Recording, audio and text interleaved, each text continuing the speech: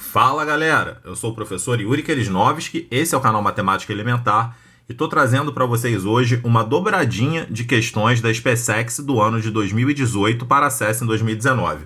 Questões de número 7 e 8.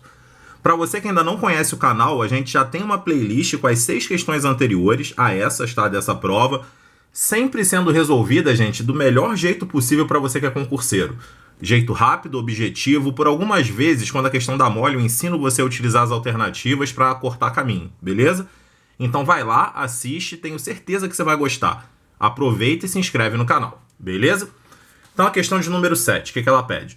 Na figura abaixo, a equação da circunferência é x² mais y² igual a 3. E a reta suporte do segmento MN tem coeficiente angular igual a raiz de 3, beleza? O volume do sólido gerado pela rotação do trapézio MNOP em relação ao eixo é. Então, olha só, gente. Primeira coisa que eu pensaria nessa questão é o seguinte. Equação de circunferência, ela tem essa cara daqui, né? Um x² mais um y² igual a um raio ao quadrado. Aliás, ela tem essa cara quando o centro dela é na origem, que é o caso dessa questão. Peraí, então se na minha questão isso aqui é igual a 3, o raio ao quadrado é 3... significa, na verdade, que o raio dessa minha circunferência é igual a raiz de 3. Beleza? Se o raio é raiz de 3, eu venho aqui na minha figura e marco isso aqui como raiz de 3. Tá bom. Ele quer saber o volume do sólido gerado pela rotação desse trapézio MNOP em torno do eixo X. Se eu pego esse trapézio e giro ele de 360 graus em torno do eixo X, gente, o que vai acabar acontecendo? Eu acabo formando um tronco de cone, não é isso? Formando esse tronco de cone, eu vou ter que saber calcular esse volume. Então vamos fazer o seguinte. O raio da base, você já sabe, eu vou correr atrás das outras medidas. Da seguinte maneira, ó, eu vou fazer para vocês aqui fora, para a gente poder discutir de uma forma mais simples, uma miniatura desse trapézio, tá? Uma cópia dele, vamos falar assim. Tá aqui. Aqui seria o M, o N, o P e o O. Aqui eu já sei que isso aqui mede raiz de 3. A questão me deu que isso aqui mede raiz de 3, né? Quase deu, né? A gente descobriu rapidinho. Seguinte, se ele falou pra gente que o coeficiente angular da reta MN é raiz de 3, ele quis dizer que a tangente do ângulo que ela forma com o eixo X é raiz de 3. Então ele acabou me entregando que esse ângulo daqui, gente, é um ângulo de 60 graus, que é o ângulo cuja tangente é raiz de 3. Se esse ângulo é 60, olha só, gente. Se eu ligo do O até o N, que seria isso aqui, ó, do O até o N, isso aqui é raiz de 3 de novo, concordam? Que novamente é o raio da circunferência. Então esse triângulo aqui que surgiu, MNO, é isósceles. Quer dizer que isso aqui é 60, novamente. Se tem dois ângulos de 60, o terceiro é 60 também. Então, opa, esse triângulo, na verdade, é equilátero. Então, esse MN é raiz de 3. Tranquilo? Descobrimos isso aí. O OP, na verdade, ele configura como se fosse a altura desse triângulo equilátero, concordam? Essa medida é a mesma que essa. E como que é a altura do triângulo equilátero mesmo, que a gente sabe fazer rápido? É a mesma coisa que L raiz de 3 sobre 2. Só que meu lado aqui, na verdade, é quanto? É raiz de 3. Então, o que isso vai dar, na verdade, essa altura? Vai dar raiz de 3 vezes raiz de 3, é raiz de 3 ao quadrado sobre 2.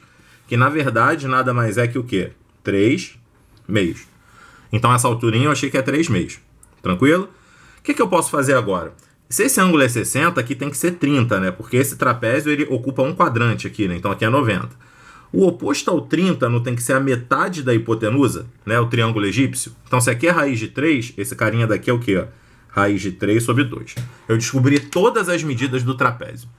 Lá, para poder melhorar mais ainda a nossa situação, eu vou vir aqui nessa figura agora, tá? Olha o que acontece. Quando eu giro esse cara daqui em torno do eixo X, eu formo um cone. E a parte achurada é um tronco de cone, não é isso? Quando eu giro essa reta toda. Ou seja, se eu calculasse o volume desse cone todo, né, eu teria que achar essa altura aqui para calcular o volume do cone todo. Que a minha tática vai ser o seguinte. Eu vou tentar pensar nesse cara daqui como sendo a diferença do cone todo para esse conezinho branco que surgiria em cima. Beleza? Aí eu noto o seguinte, gente. Ó, que da base do cone todo para a base do conezinho que está em cima, o raio é a metade, não é isso? Então, se aqui é raiz de 3, aqui é raiz de 3 sobre 2. Então, meu raio é a metade. Pera aí, se o raio é a metade, a altura também vai ser a metade desse carinha daqui. Ó. Então, esse cara daqui vai ser a metade do total. Tranquilo? Isso me leva a pensar no seguinte, para a questão ficar mais simples a partir de agora. Em vez de fazer propriamente a diferença dessas áreas, eu vou pensar assim. O volume do cone todo, vou botar assim, volume do cone grande, não seria π r ao quadrado vezes o h do cone grande sobre 3. Não seria isso aqui? Só que desse cone grande eu tenho que tirar esse cone pequenininho. Esse cone pequenininho tem a metade do raio e tem a metade da altura. Pensa comigo, um cone que tem a metade do raio do outro e a metade da altura, quando você fizer πr ao quadrado h sobre 3, vai ficar meio ao quadrado e depois vezes meio, não vai? Ou seja, ele tem 1/8 do volume do grande, ok? A razão de semelhança entre volumes é a razão de semelhança ao cubo, por isso esse 1/2 ao cubo, que dá 1/8.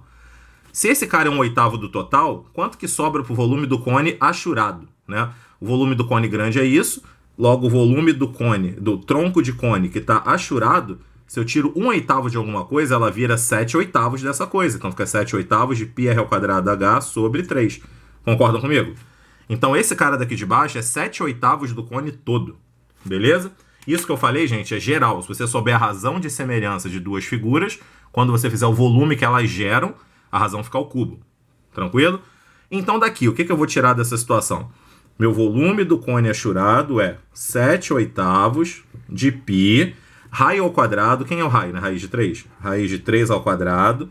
H. Quem é o H, gente? Esse azulzinho, né? A metade do todo. Então aqui não está outra metade?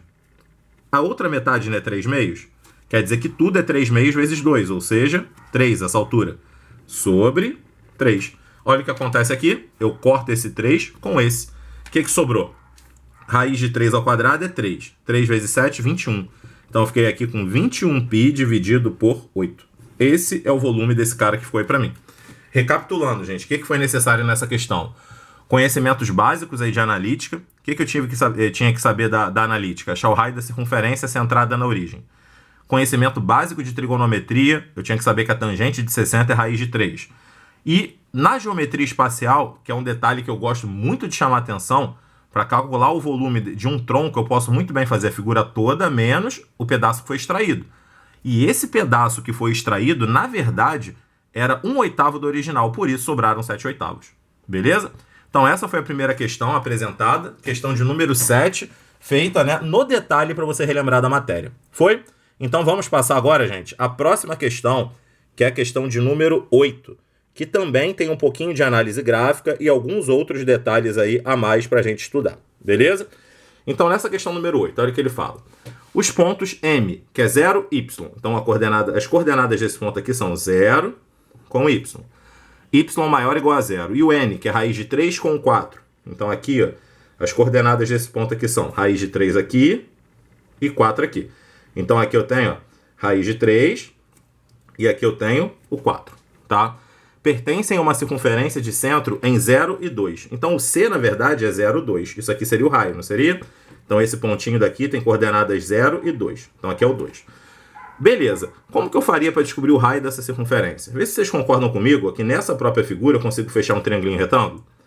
Aqui mede raiz de 3, correto? De 2 para 4, aqui mede 2. A minha hipotenusa aqui é o raio. Então, quem é o raio dessa circunferência? R ao quadrado é raiz de 3 ao quadrado mais 2 ao quadrado. Ou seja, R ao quadrado é 7. Então, na verdade, quem é o raio dessa circunferência aí pra gente? Raiz de 7. Beleza? É o primeiro detalhe que a gente descobriu. O raio é raiz de 7. O que ele fala em seguida? Considere o ponto P, né, do gráfico f de x igual a raiz de x mais 2. Então, esse gráfico aqui é raiz de x mais 2. Tá? Que possui ordenada y igual a do ponto M. Pera aí, esse ponto M agora eu posso descobrir. Porque eu não sei que o raio é raiz de 7. Então, essa medida aqui é raiz de 7, beleza? Então, na verdade, esse ponto 0y é 0 e 2 mais raiz de 7, concordam? É o 2 adicionado desse raiz de 7. Tá aí. Se eu sei disso, como que eu vou fazer para descobrir o f de x? Ele me disse que o f de x tem a mesma ordenada, né, o y, que o ponto M. Então, ele me falou o seguinte, ó, que f de x, que é igual a raiz de x mais 2, no ponto P, tá? Então, quando eu estou trabalhando no ponto P, tem que dar 2 mais raiz de 7. Ele me entregou isso na questão. Mas peraí, o 2 corta o 2. Então, você ficou com raiz de x é igual a raiz de 7. O que implica para a gente que o x, na verdade, seja quanto? 7. Acabou a questão. Gabarito, letra C. A abscissa do ponto x, né? A abscissa, né, o valor aqui da coordenada desse ponto no eixo x, né, é igual a, então seria, na verdade, para a gente aí, né, a abscissa x do ponto P, né, melhor falando, igual a 7. Tranquilo? Foram duas questõezinhas que envolviam análise gráfica, né? As duas envolvendo circunferência, uma com uma função pra gente, né, que envolvia a raiz, e a outra que era ligada à geometria espacial. Foi, gente? Espero que tenham gostado, que tenha ajudado vocês a revisar alguns conteúdos importantíssimos para a prova da PrEP, tá? E que se inscrevam em nosso canal.